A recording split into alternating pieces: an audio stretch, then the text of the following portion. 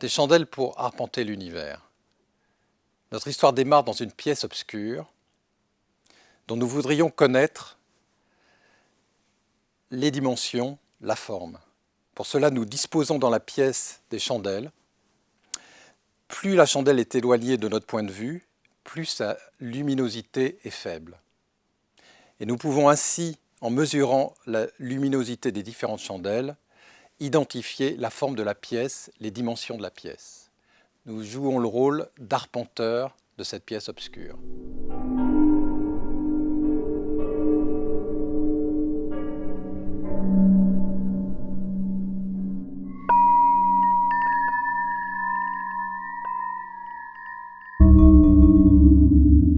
C'est le même type de méthode que l'on utilise pour mesurer les distances dans l'univers. Il s'agit à ce moment-là de trouver des chandelles standards, c'est-à-dire des sources de lumière calibrées qui brillent de la même façon que la source de lumière soit proche, c'est-à-dire relativement jeune, ou lointaine, c'est-à-dire ancienne dans l'histoire de l'univers. On pense avoir trouvé ces chandelles standards avec les explosions de supernovas qu'on appelle de type 1A. Alors qu'est-ce que c'est qu'une explosion de type 1A? C'est une étoile en fin de vie, plus exactement une naine blanche, qui absorbe continuellement de la matière d'une étoile compagnon, proche d'elle.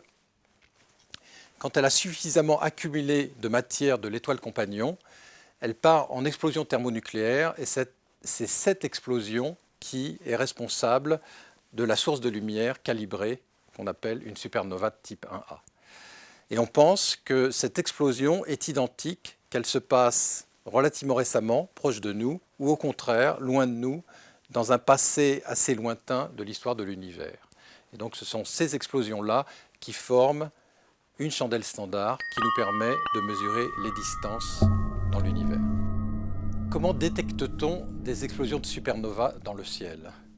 Eh bien, ce cliché ici vous résume un petit peu la méthode observationnelle, la méthode de détection. On prend des images de la même partie du ciel à des intervalles réguliers, typiquement toutes les semaines ou toutes les quelques semaines, et on compare les clichés. Donc vous avez ici, par exemple, un cliché qui a été pris à une certaine époque, et le cliché de droite, le cliché central de droite, a été pris 3 semaines après. Et vous voyez que si on compare les deux, il semble qu'il y a une source de lumière qui s'est allumée entre les deux, et qu'on peut vérifier qu'effectivement, quand on fait la différence entre les deux, c'est le troisième cliché en bas à droite, une nouvelle source de lumière est apparue. On va vérifier cela avec un télescope beaucoup plus puissant. Vous avez le cliché en haut à droite qui vous montre cette source de lumière, cette fois-ci mesurée par le télescope Hubble. Et on va ensuite étudier cette source de lumière plus en détail. On va en particulier étudier la lumière émise par la source, les raies spectrales émises, et on va en conclure finalement que ce candidat supernova est effectivement une supernova de type 1A. Dans les années 90, plusieurs équipes d'astrophysiciens vont partir à la recherche de ces supernovae et essayer de mesurer leur distance.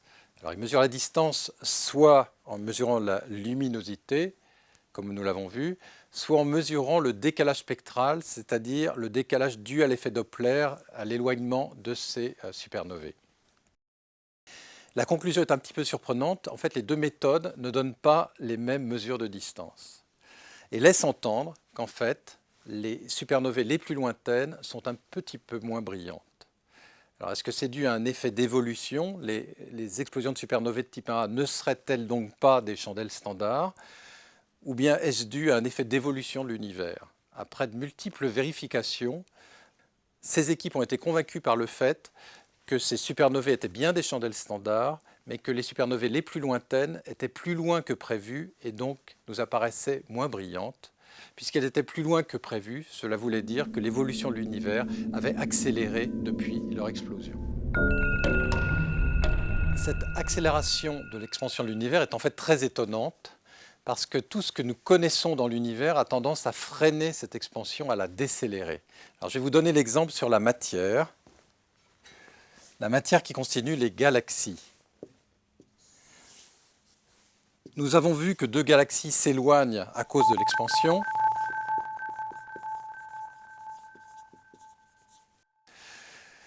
Mais d'un autre côté, la matière qui forme ces galaxies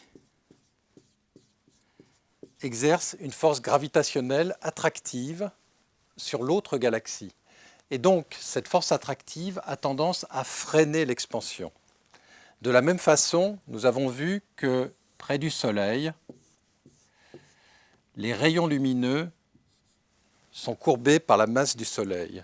Donc de la même façon, il y a une force attractive entre matière et lumière.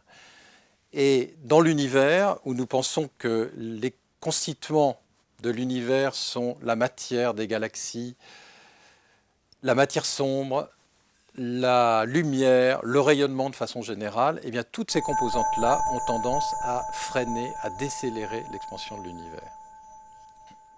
Donc, pour expliquer cette accélération de l'expansion de l'univers, on va devoir introduire une nouvelle composante, une nouvelle forme d'énergie qu'on va appeler énergie sombre. Pourquoi ça? C'est parce qu'effectivement, elle n'émet pas de lumière, c'est pour ça qu'on ne l'a pas encore observée. Alors cette forme d'énergie est aussi importante puisque je vous rappelle qu'il nous manquait une composante dans l'univers pour expliquer pourquoi l'univers était plat. Matière, matière noire, matière lumineuse, rayonnement ne fournissent que 30% des 10-26 kg par mètre cube dont nous avions besoin. Donc l'énergie sombre va fournir les 70% qui nous manquent, en plus de nous expliquer l'accélération de l'expansion de l'univers. Alors qu'est-ce qu'on sait de cette énergie sombre? À part le nom, pas grand-chose. On sait simplement que ça nous fournit 70% du bilan énergétique de l'univers, qui donc, à part cette composante majeure, est pour moins de 30% de la matière sombre principalement, et pour moins de 5% de la matière lumineuse. Cette accélération de l'expansion est en fait relativement récente. Il semble qu'elle n'ait démarré que quand l'univers observable était 2 fois plus petit qu'aujourd'hui. Je vous rappelle que quand nous parlions de la recombinaison de l'hydrogène et de la première lumière dans l'univers, à cette époque-là, l'univers observable était 1000 fois plus petit. Donc on est là dans une époque relativement récente de l'évolution de l'univers, ce qui veut donc dire que le fait que l'énergie sombre est la forme dominante d'énergie dans l'univers est une propriété relativement récente dans l'histoire de l'univers. À l'issue de ces 2 premières séquences sur les composantes sombres de l'univers, faisons un peu le bilan de ce que nous avons appris. À côté de la matière lumineuse, cette matière qui forme les étoiles, on est obligé d'introduire de la matière sombre, de la matière non lumineuse, qui forme l'essentiel de la matière dans les galaxies et qui est aussi responsable de la formation elle-même des galaxies. Matière sombre, matière lumineuse, rayonnement, radiation, sont insuffisants pour expliquer pourquoi l'univers est spatialement plat, une des prédictions de la théorie de l'inflation. L'univers est spatialement plat si la densité moyenne d'énergie dans l'univers est de 10-26 kg par mètre cube, or matière et rayonnement ne nous en fournissent que 30% de cette valeur. Nous avons aussi vu que l'expansion de l'univers accélère et a accéléré depuis un temps relativement récent dans l'histoire de l'univers, et que pour expliquer cette accélération, il faut rajouter une composante d'énergie que nous appelons énergie sombre, puisqu'elle est de forme non lumineuse. Et il va falloir maintenant comprendre la nature de cette énergie sombre qui accélère l'expansion de l'univers et qui forme 70% du contenu en énergie de cet univers.